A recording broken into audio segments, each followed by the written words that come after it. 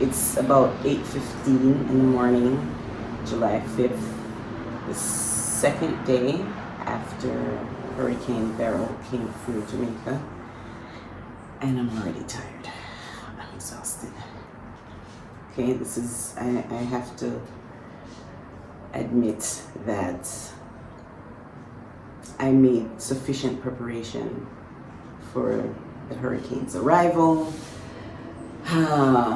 Windows that I needed to secure, I did everything within my power and my control to prepare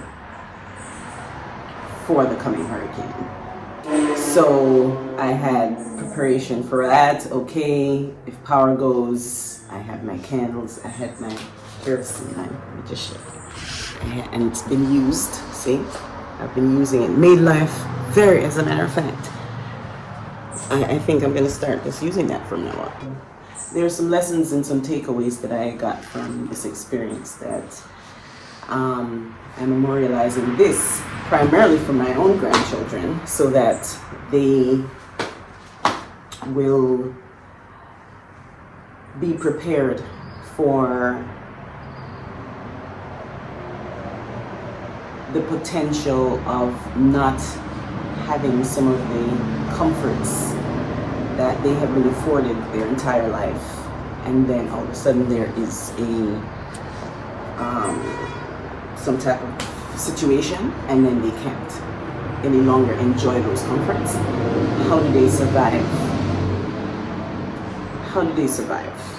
My major takeaway from this had occurred after the hurricane. Now that, okay, power is gone, water is... Actually, when I woke up the next morning, there was water here. So I was able to take a shower and make some hot water and do my little thing. And later on in the morning, the water went. What do I do how do I function with the water that I have available to me? And there are a couple things that I overlooked in preparing. A friend of mine had encouraged me to get water, and I was like, yeah, I'm good to go. I'll just catch water from the sky and all that stuff, playing around. And having water to drink is one thing. Having water to function otherwise is another thing. And that was where I fell short, or would have fallen short, had the water been gone for a longer period of time. I mean, I was without water only for hours from early that morning, and by the time I woke up the next day, there was water here again. This morning, there was water here, and I cannot tell you how happy I was to have running water.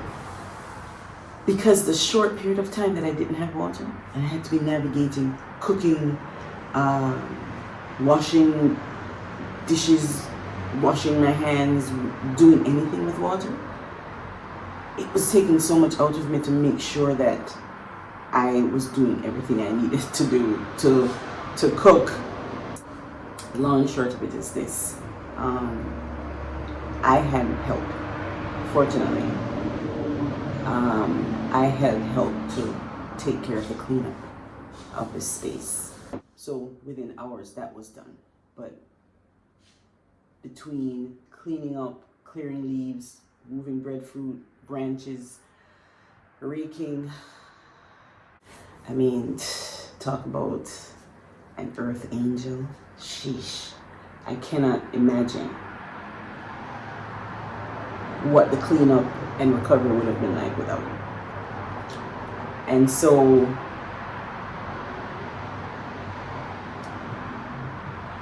that short period of inconvenience taught me a big, big lesson. Although I thought I was prepared and yes, okay, I got this, I'll just figure it out. I was exhausted at the end of the day, and I couldn't take a shower because I didn't have enough water stored, and I didn't know how long the water was going to be gone for. Had the water been gone for more than a day or two? What if it for more than a day? 2 days, 3 days? I'm telling you, I am not sure. Well, I know I didn't have enough water beyond maybe 3 days. So then I started thinking about the Jamaicans and other people around the world who don't have running water, what their life must be. And so I think back to the African women used to carry water on their head, and you have to go to the river and you have to collect your own water and bring it back, and then do all the things that I did for less than a day. And I'm going, I had a reality check right then in terms of survival and just not having enough survival skills to manage beyond one day. What about the women here who don't have who don't have running water, who don't live in a community or an area where their water is restored the next day? And then those women whose this is their life every day. I go out to eat, or I go to the bank, or I go to get any service in Jamaica, and I'm now expecting these women to attend to me with a cheerful smile and quick, convenient service, full customer service, on what would equate to maybe $100 a week, 1 week. These people are surviving on. And when many of us returning residents go and attempt to get services, and we're met with, just what we would consider poor customer service from people who are making $100 a week, that's a big wake-up call for me as well, and a very humbling.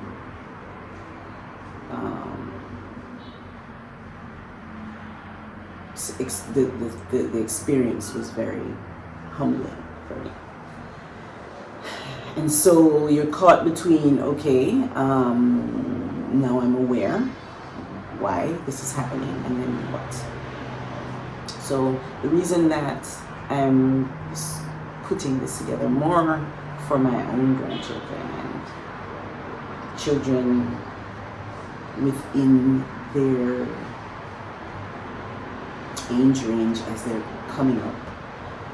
Why did we establish and put things in place that I'm putting things in place so that if they ever encounter a situation where they don't have water, don't have light, don't have the conveniences that they are accustomed to, they know how to survive.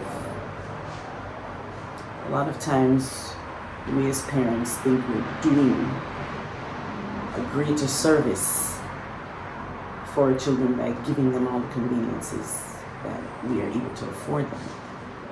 And that's great. But we also need to prepare them for the potential of running into a situation where you don't have those conveniences. I mean, where you only have 5 gallons of maybe a gallon, how much ever water you have to survive on per day. I mean, easy less. There are people in Jamaica who have never had water, running water in their homes. Can you imagine that? Never had running water. I hear on the news, we're getting water trucks to people now. There are people who live like this in Jamaica today. And I'm wondering, it makes me wonder about why. It makes me ask the question. I wonder about other things, but it makes me ask those who are in charge of ensuring that this is not a regular situation for people, and that water is restored quickly. I live in it, hotels are in this region, I'm not going to be without water at night for any significant amount of time. But there are people on the island who do have this. And my question is why? Why are all Jamaicans afforded the luxury that the guests that have come here are afforded? And those of us who are returning are expecting certain conveniences, necessities, not even convenience. Water is a necessity, and electric to some degree, you know. So why not? Why isn't that in place? Why have those in charge not considered those who do not have? And it's easy to forget about them when you have running water and have had running water all your life. For my children and grandchildren, my children for the most part have some of the skills that they need. They were part of a 4-H club. My 4-H club, that's what we did. But there you have some of the skills that they need to survive. Can you start a fire? Can you build a tent? And I'm gonna do a better job for my grandchildren than I did for my children. So, moving forward, that is the objective. It is to make sure that we have the skills to survive under any circumstances that life throws to us. Okay, day 2 of Hurricane Beryl.